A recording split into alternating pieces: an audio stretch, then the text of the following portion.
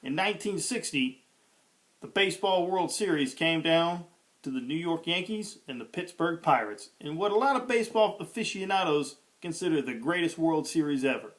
Not only did it go to Game 7, Game 7 ended in a walk-off home run. The only time Game 7 of a World Series ended in such a manner. The New York Yankees outscored the Pittsburgh Pirates 55 runs to 27. Nearly a 2-1 margin. In fact, over a 2-1 margin. But it was the Pirates that wound up winning the series. Even though the Yankees won 3 games in blowouts and the Pirates won 4 games in narrow margins of victory, they won 4 games. You see, a game like baseball, they have a series because you've got to show consistency through every phase of the game.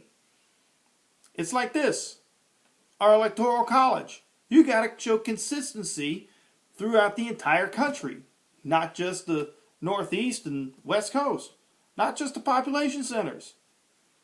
If we went to a popular vote, people in Iowa wouldn't matter anymore. Now, a lot of people in LA and New York and Chicago think that they don't matter in the first place, but that's exactly the point. They do matter. People in the old flyover country matter. And you got to pay attention to them. You can't just hang out in LA, in New York, in Chicago, maybe the Dallas-Fort Worth metro area, and call it a day. You can't just go to the big cities. The rural people and the suburbs matter too. And the Electoral College guarantees that. It's not that the founders didn't trust the people.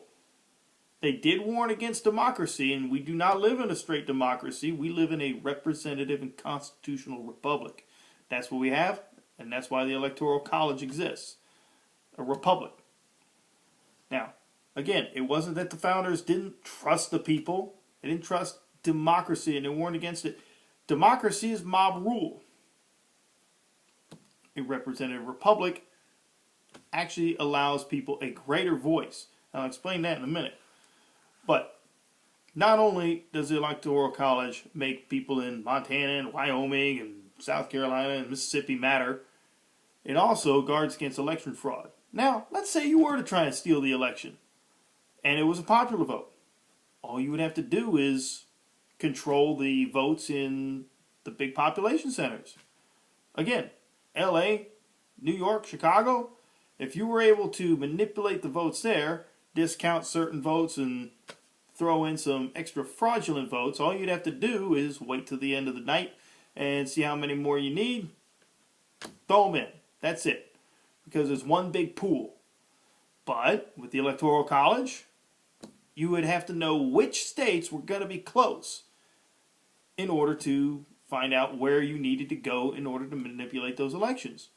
Now, you know, a place like California, definitely going to go Democrat. Texas, definitely going to go Republican. You'd have to find the battleground states and have to know ahead of time, which is impossible, which states are going to be close enough to steal. Which states are going to tip the scales in one way or the other. All right? And you sit there and complain on another point that, well, Hillary Clinton got more popular votes. Well, also, Donald Trump was campaigning to win given the system that he had.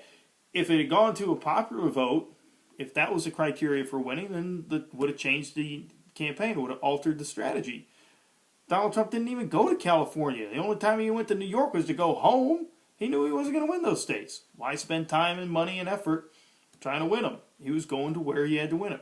You ever see one of those football games, another sports analogy, where one team dominates, time of possession, total yards on offense, first downs, but somehow they lost the game because the other team found a way to score more points. All right? The other stats don't matter. You play to win the game given the criteria of the game. The game is electoral votes. So that's how they campaign. And if Hillary Clinton didn't take that into consideration, that ain't nobody else's fault but hers. Now, one other thing, it actually makes your vote count more with the Electoral College. Let's say you got 120 million people, it's actually over that in the last presidential election, 120 million people voting in the overall election. Popular vote. Total number. The chances that one vote swings that election is 1 in 120 million. All right? But the chances that one vote swings a state is much greater. And then if you combine that with the probability that that state is the state that pushes the winner over the top, you have a much greater chance of that one vote swinging the election, meaning the vote counts more. Now, granted, a state like Wyoming, 3 electoral votes, probably wouldn't, not a high likelihood that the election would swing on that one state. But then the probability that one state swings on one vote goes up because it's a lower population. So it goes both ways. And then you take such a state like Florida. Florida, possible swing state, 29 electoral votes. So the possibility that that state is the swing state, like in 2000, goes up. But it does decrease the likelihood that one vote swings the state. Still, if you balance it out, on balance, boom, the likelihood that the entire election swings on one vote is higher in an electoral college system. Another thing is, Hillary didn't win the majority vote. She didn't break 50%. She got a plurality, but she didn't get the majority vote. So you want a system like they have in Canada where Justin Trudeau, the Prime Minister, didn't even get 40%? That's what you get with a popular vote unless you have some sort of runoff system, which becomes an even bigger problem. He's stretched the whole thing out more. Bottom line is, the Electoral College was set up for a reason. It works. It represents the entire country in the presidential election. The Founding Fathers knew what they were doing. They were brilliant. They were geniuses. And to sit there and try and say, oh, we should get rid of it is incredibly short-sighted. Then you get these states like Colorado now, a number of others, who are now pledging their electoral votes to the winner of the popular vote. Hey, first off, the only states that are doing that are Democrat-controlled states.